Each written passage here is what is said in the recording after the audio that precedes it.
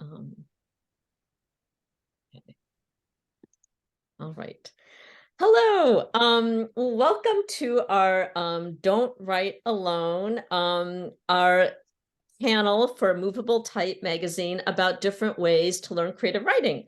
Writing can be such an isolating experience. There's so many ways to be part of a community and learn, both online and in person, both MFA and outside of the MFA. And we all are experienced in teaching in all these different forms and wanted to share our thoughts about it. So first, I'm just going to go around and do we'll each do a little intro of ourselves and the forms we teach in. So my name is Karen Bender. I'm a fiction writer. And I've taught in various MFAs, currently for the low residency MFA at Alma College, and also for the MFA program part-time at SUNY Stony Brook. And I also teach online for the Iowa Summer Writing Festival and writing workshops. And also for bookends, I'm a mentor, and also privately, I do writing coaching and sometimes do private writing workshops. And all these have been really great ways to reach students in all different sort of forms. So let's just go around. Robert, do you want to go next? Oh, yes. Hi. My name is Robert Anthony Siegel. I write fiction and also nonfiction and poetry, which I show no one. And I spent 20 years teaching in the MFA program at the University of North Carolina, Wilmington. Just retired there. I teach online for the Iowa Summer Writing Festival and for writingworkshops.com and for the late great Catapult, no longer in existence, but wonderful while it was there. And I'm also a private writing coach, and much of that is over Zoom.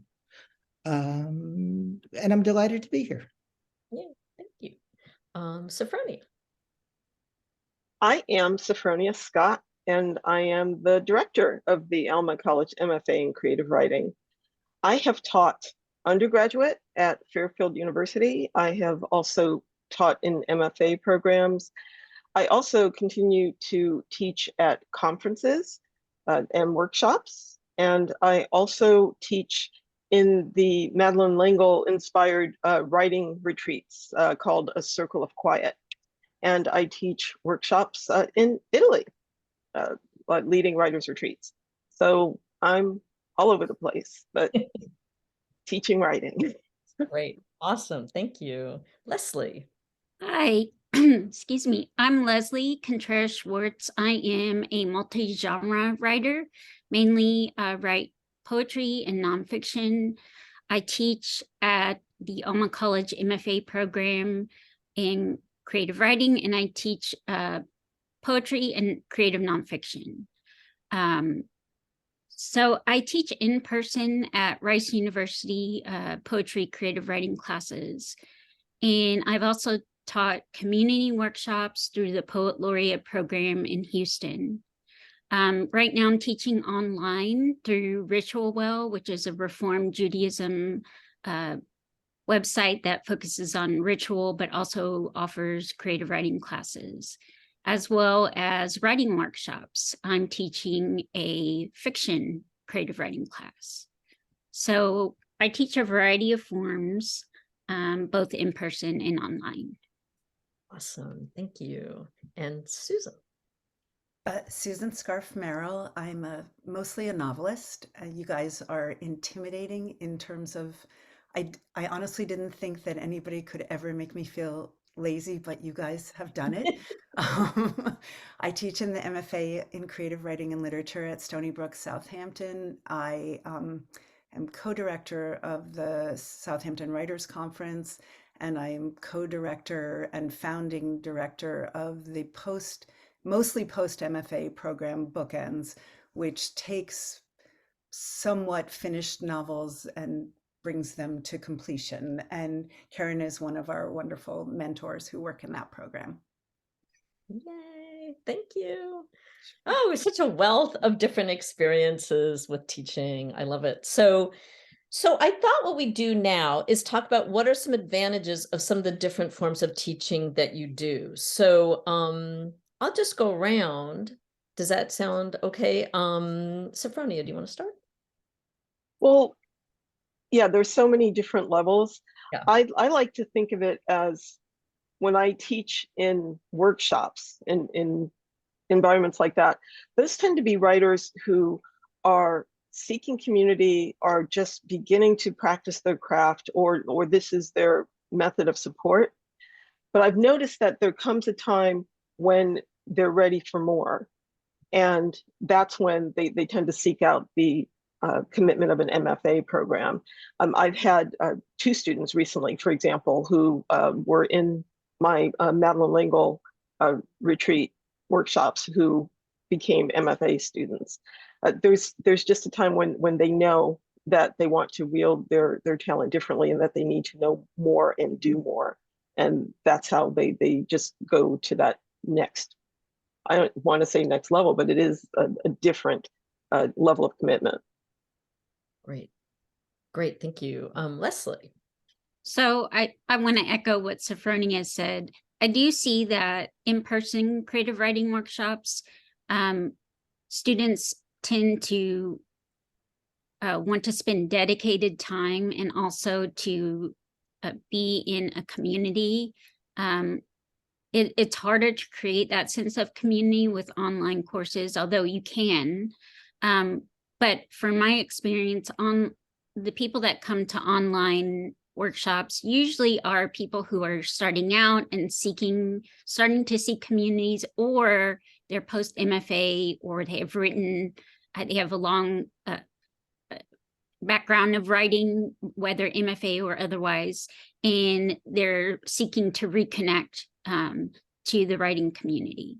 So it really depends. But I would reiterate that an in-person creative writing classes allows you to dedicate more intensely to your practice. Great. Good. Thank you. Susan.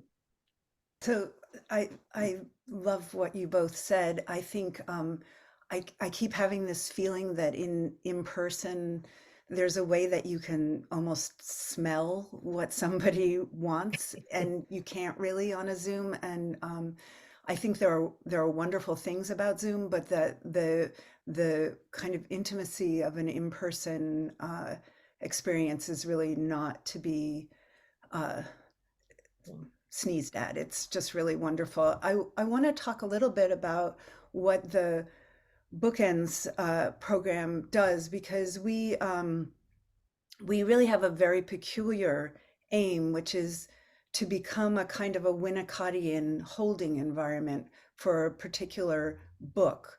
So we kind of try to, from a psychological sense, hold the writer so that they can get to the core of what it is that a book, which is almost there but not actually there, wants to be. And so there's this way in which any anxiety or question, we respond to it like that. I mean, we're just sort of like a prenatal environment or something. We really are, just trying to hold all the stuff that gets in your way so that you can get to the place where the book can become its most manifested self. And I will say that we have a lot of teachers of creative writing in our program. We have agented writers in our program. We are really just helping people who need something that doesn't exist really unless you have a really wonderful set of reading peers, which, as we all know, come and go over the lifespan. And sometimes you just don't have the readers you need for the project that you're on. So. Great. Great. Thank you. Sure. Robert.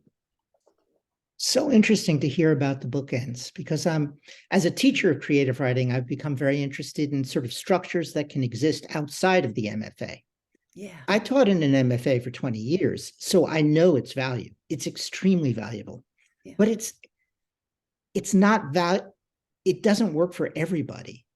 and it doesn't work for everybody at the same time. So it's great to have sort of a range of options that can work in other situations for other people in other ways. Yeah. I think part of it's always a problem when the system becomes narrow and it offers just one option. Mm-hmm. My own experience with Zoom versus in person is very mixed, but in good ways.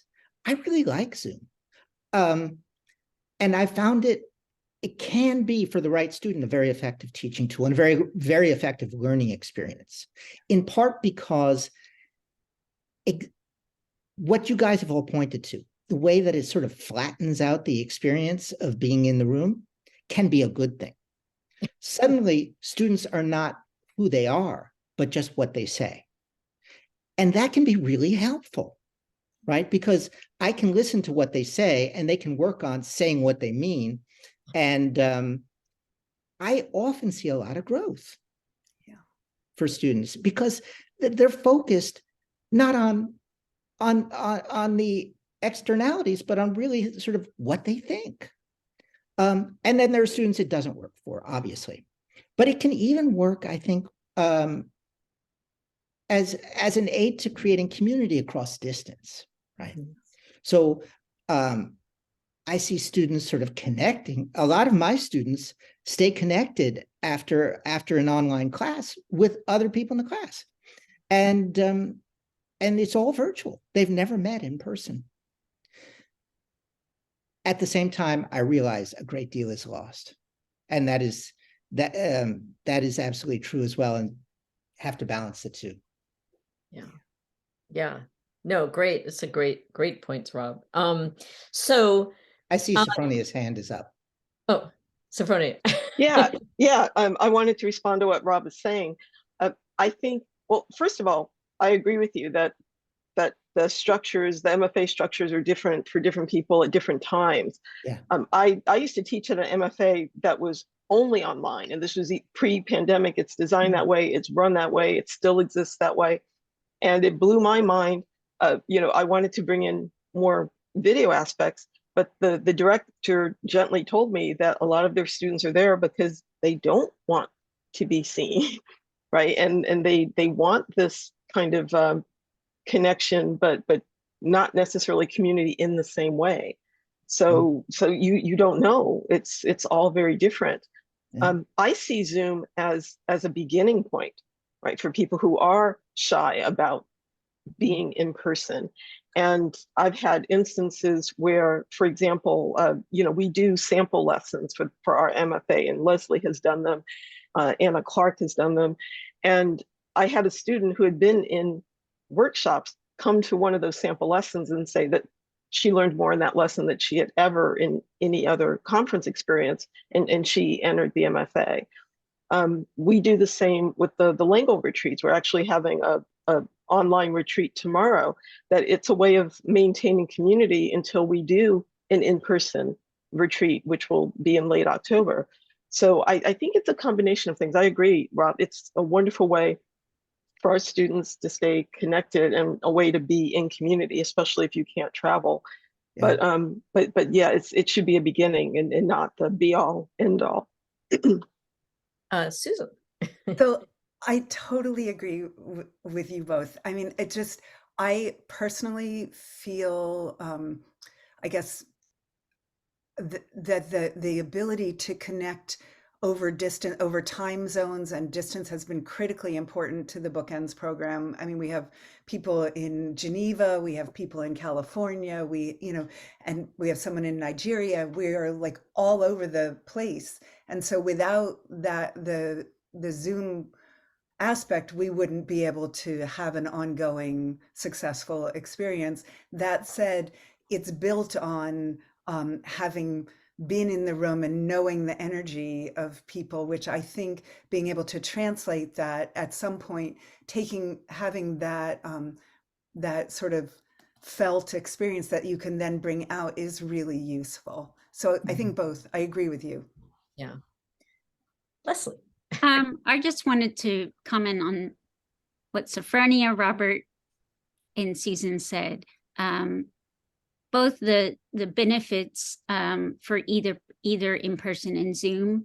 I think one reality is that online classes are extremely helpful for people who do not have the privilege of going to in-person residency programs, especially people who are parenting, have very busy jobs, live in communities where there's not that much opportunity to connect with other writers, or that the writing environment is, it's kind of like dating. I think in some cities, you have to find the right people, and sometimes those people are not at the same place where you live.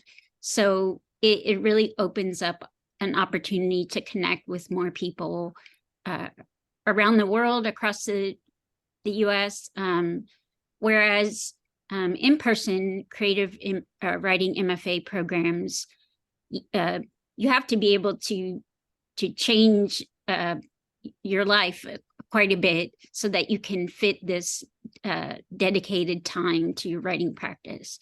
It just depends on what people have available in their lives, and so it depends on the person. Absolutely. I'm gonna say, you know, I love the in-person, experience. It does feel so nourishing. It feels like really bonding.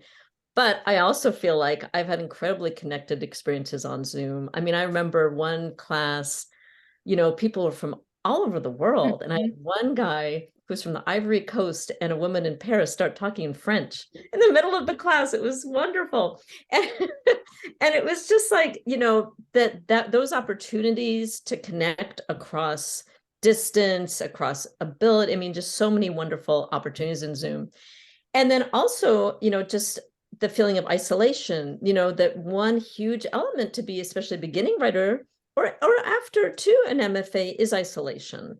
So like you can sort of, kind of put Zoom classes on either end of an MFA if you do that. And I mean, and also through some of my Zoom classes, I found clients to do writing coaching, and that's a really kind of interesting one-on-one experience. Where I'll do, I'll meet with someone like twice a month or once a month, and we'll go over their piece. And it's not like a big class, but it's something where you have somewhere where they want accountability. And so and there are a lot of people that are doing that right now, writing coaching. I know Robert is also doing it. And it's just, that's another option that people have. Yeah. So let's see, other questions. We have online. We actually talked about online and in person. What about, do you guys have anything else to add? Anything in terms of teaching that's been like really memorable in terms of, yeah, go ahead. I was just thinking about teaching during the pandemic, when Zoom became pretty much the only way to teach creative writing before in-person was possible. And it really, especially in the community workshops that I taught in Houston through the Poet Laureate program, I was able to attract people who may not feel comfortable coming to the in-person events. So it was really rich because I had a mix of different kinds of people that came together. That ordinarily may not be in the same room. It really is. It has great reach. It has great reach. Yeah. Yeah, Sophronia. Sophronia, you're muted. When I taught at the MFA program that was solely online, they had an extensive training, but they also offered a certificate in online teaching, which I took because I was absolutely fascinated by how it was so detailed. So when, for example, when they first hired me and they said I had to do a training in online teaching, I thought it was basically, you spend an hour or two to learn how to use Canvas, right? But this was an actual course that took about 4 to 5 weeks where you not only learned the system, but you learned how to create projects. You had to create a project, and you learned how to create community and discussion boards, and all of the systemic aspect of teaching online. And that's what made me curious about taking the certificate, because it also stressed the pedagogy, right, of online learning, and how you have different learners and how to work with them, and how do you create group projects and assessment things. So I was just like, when the pandemic happened and all of these teachers were thrown into online teaching, I was like, oh my gosh, I really felt for them, because I could see that mostly what people were doing they were taking their analog classroom methods and just putting it on Zoom, not realizing the full capability that online teaching is very different, right? And there are different things, less stressful setups that you could create. So I found that absolutely fascinating, and I'm hoping to bring similar learning to a certificate at Alma for the teaching of creative writing. We hope to get that approved in the fall. But I just feel that we can all do better and go deeper with how we use the technology. Absolutely. No, that's really interesting. They had a certificate then, even before. Yeah. That's awesome. Yeah. Yeah. I mean, I know one thing in terms of online teaching that's interesting is there's sort of a meta element. Like, I feel like you have people that are comfortable talking, and you have people that are comfortable putting comments in the chat, and so it really can reach all different sorts of learners, Yeah. where you can comment in all these different ways. Yeah. Oh, even asynchronous, right? Asynchronous learning, because we haven't talked about that, where you create these discussions where people have to comment, but not all at the same time. So you just have a deadline by which you have to, write extensively. It's not just a comment saying, yes, I agree. They have to write, pretty detailed responses. And often you can't read other people's responses until you've responded yourself. So you can't just parrot what other people are saying. So nice. It's interesting. That is interesting. Susan.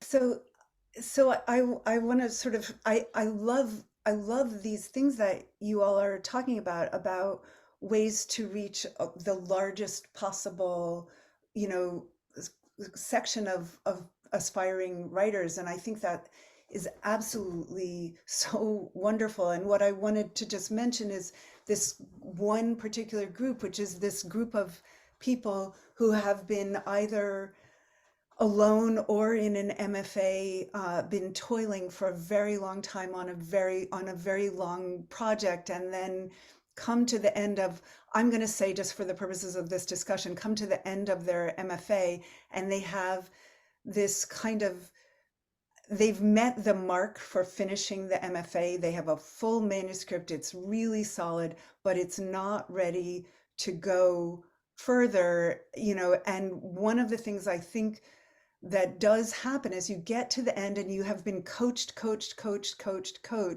through your MFA experience, and then you say, what do I do now with this almost finished thing? And you stare at it. There was a statistic that somebody quoted to me, and I'm sure it has changed, but when I was in graduate school, that 2 out of every 20 graduates would publish, or 2 out of every 10 graduates would be writing 5 years later, that the rate of losing interest is really high. And I do think that one of the places we really have to be very attuned to is how we exit these structured situations, how we exit these wonderful worlds that we create for aspiring writers, and what we give to them and help them to give to one another, so that they can go on and do this thing that we all love, hate to do the way that we do. I think that's a great point. After 20 years of teaching in an MFA, I know that's a particularly difficult transition. It is. And students really struggle to become writers out there in the world. Yeah. And I could see that help being really useful. Yeah. But I'd also add that there's something, we've mentioned a lot of different ways in which online learning can feel rich and surprisingly connected and diverse. But I'll just add one more, which is that to me, it feels almost retro because this is circling back to the way writers used to be, which is that you didn't leave your community, right? Books were produced in situ, in a context. People lived where they lived. They worked. Chaucer had a job. He was a diplomat. Shakespeare was an actor. They were all making a living. They had families, spouses, children, and that richness, I find, sort of enters into the online class in a good way. Usually, it can be distracting. It can be difficult. People have crises, work crises, family crises. But often I like the kind of texture it brings. And I like that people are producing fiction out in the world.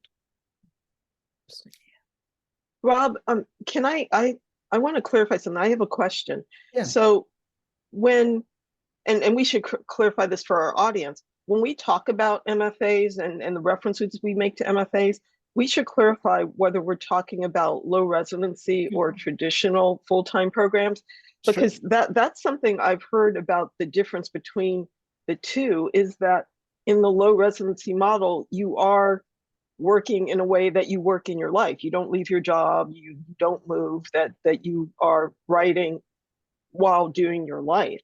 Whereas with a traditional program, you are in that program full time. And often I've heard that some of the graduates of such programs do have trouble transitioning after graduation back into writing in the real world and writing while doing their lives. Sophronia, that's a great point, right? There are also multiple models of the MFA. My own teaching experience, I think without thinking, I just sort of reverted back to what I know. UNCW is an in-person 3-year program. And you can see all sorts of things happening because of that, right? That you have to be at a point where you can stop your life. Students have gotten younger and younger over time for that reason. Often now, they've just graduated college. So it's seen as a kind of a continuation of the college experience, which doesn't work for many people. I myself came to writing much later than that. Yeah, Leslie. Yeah. So great. Bernie, I was gonna bring up the same thing about low residency programs, and also from the perspective of as a student, I also attended a low residency program, and I would continue to work as a journalist, and I took a semester off to have a baby, my first child, so I was extremely busy, but it has some of the same aspects that online teaching incorporates into that type of structure. But you don't lose some of the in-person aspects of being at a residency. But what it did for me is it allowed me to practice, living my life, working, being a parent, and being able, after I graduated, to continue writing.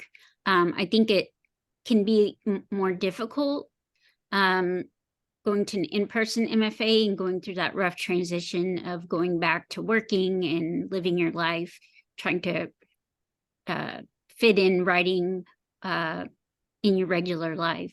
But it did allow me to, it wasn't easy, but it did allow me to not have as a rough transition. Yeah. I would add to this community piece, because it was the same thing, Leslie. I was a low res MFA student. My son was 7 years old, but but I will add that even before I applied for an MFA program, I knew, even though I had published one novel already, I was so focused on other people's writing. I was book coaching and doing all of this, running a business, that I wasn't doing my own writing. And when I decided that I needed to change that, the first thing I did actually was change who I followed in social media. I stopped following entrepreneurs and I started following other writers, especially writers that I wanted to be. Mm. And one of the first people who befriended me was Robin Black. If any of you know the fiction writer Robin Black, who came out of a low-res MFA program herself, and not only that, knew Ed Porter, who was the person I first, a dear friend, who told me about low residency programs. And so I realized, okay, I'm going in the right direction, and she was a sign that I was meeting the right people. But it was finding those contacts first, and then having them encourage me when I said, okay, I'm thinking of doing this. That started to turn the tide for me. Just being around other writers, even if it was only through social media, meant so much. Mm. So I just want to say, just to be clear, I also am a low res graduate, so I guess that's the style of the day. But I am really not in any way saying that there's a downside to either the full-time or the part-time. My program does both full and part-time, or low res. I think all of those all MFA programs can be really wonderful for the right person. And I am in no way saying that graduating with a manuscript that isn't quite, you know, polished to its utmost degree is a failure of the institution or a failure of the experience. I just want to be clear about that. It's just that long projects often take a really long time, and you Yeah. can't stay in school long enough to finish, Proust if you're writing it, so. Right. Well, but we have that assumption that we're Yeah. supposed to, and actually the students are the ones who come in with that assumption that they're Yes. supposed to leave with a book, but Yes. that's not the requirement of the program. Right? Right. Often the creative thesis only has to be like 125 pages, but it's the students who think that, okay, I got to get this done, got to get this done.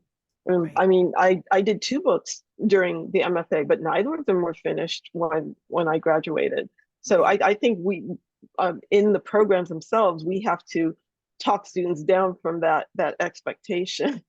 Yeah, no, I think you're absolutely right. I mean, sometimes somebody will say, I can't graduate yet. The book isn't finished. And I'm, just standing there saying, yes, it is finished in the terms of what we want to do with it. Exactly. Yeah. Yeah. I'll just say I went to an in-person MFA, as did Robert, where we I've been met. outed. So that was good in its own way too. I mean, it was It was sort of great. like a complete just like I had the ability to upend my life at that point. I was younger, and it was easy, to do. I mean, it was hard, but and it did involve transition, moving back, but there was definitely great things about that too. I wasn't even that young. I was just feckless. So it Love was, that word. Love that word. Yes. So there's so many options. I mean, I think what's interesting is, how, again, just coming to the idea of isolation as writers, I feel like writers just want a hand in some way. They want a hand to reach out and help them. And it could be like a one-time class or a several-time class or a low residency or, all these different ways. A writer just needs to feel like they have support, Yeah. and in a way, I feel like all these structures create then informal support, which is also so helpful. I mean, like I graduated from my MFA, and I had a couple readers that helped me with my novel for the next few years, and that with the low residency or the bookends or online classes, you can find like informal writing groups or reading groups that will value your work and be there for you, because that's so key. Yeah. Yeah. There was when I wrote my first novel, I was still a journalist, but I knew that this was a very different type of writing. So there was a woman, she's no longer with us. Her name was Lou Willett Stanek, and she had written a book called So You Want to Write a Novel. And she would have small groups in her apartment on the Upper East Side of Manhattan, and we would meet there every couple of weeks, and that's where my novel started. And we would read pages, and she would help us. And I don't know how I would have began otherwise. It was just really an important, right, activity, even just to take that step to look for that help and then to show up, for every class. It made all the difference. Hmm. Wow, great. Sophronia, maybe I need something like that. For Just your goes novel, Leslie? Yeah, it just goes to prove that we ourselves still need community. Yeah. Yeah. Never It's ongoing. stops. Yeah. Mhm. I sit on the board of the Prospect Street Writers House, and I was just up there with, a bunch of people being fed dinner. And that was enough to feel supported and, held for a week. And so I think there are a million different ways to find that. And one should always be seeking those things out. Yeah. Mhm. Nice. Oh, great points, everyone. Any last points before we end? Anything Well, else? I was going to add that I think the other great thing about being in the community, especially in person, is that you get to teach, but also, I get to teach, but I also get to share my experience as a writer, which I think is more difficult to come by. So I often find both in writing and in life that people are unsure of just how to even think about things. How do I think my way through this? And when I think about the process of writing the novel that I have that just came out, it occurred to me that this is something I will probably lecture on this at our next residency, just about the discovery process, even if you're working with a structure of a novel, right? And the discovery process of not just me discovering the characters, but discovering where I have issues that are turning up in the book, right? And how do you work through that? You wouldn't necessarily get that in a formal teaching structure, but in community, there's space to share that and to share that in a teaching way, I think. That's great. Great. Any last thoughts?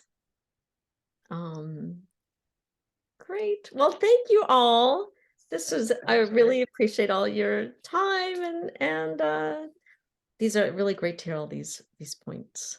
Thank you. Thank you for moderating, Karen. Thank you. Yeah, thank you. And thank you for inviting us. Oh yeah, this is awesome. Yay. Thank you, everyone. So nice to talk. Yeah. How do I end?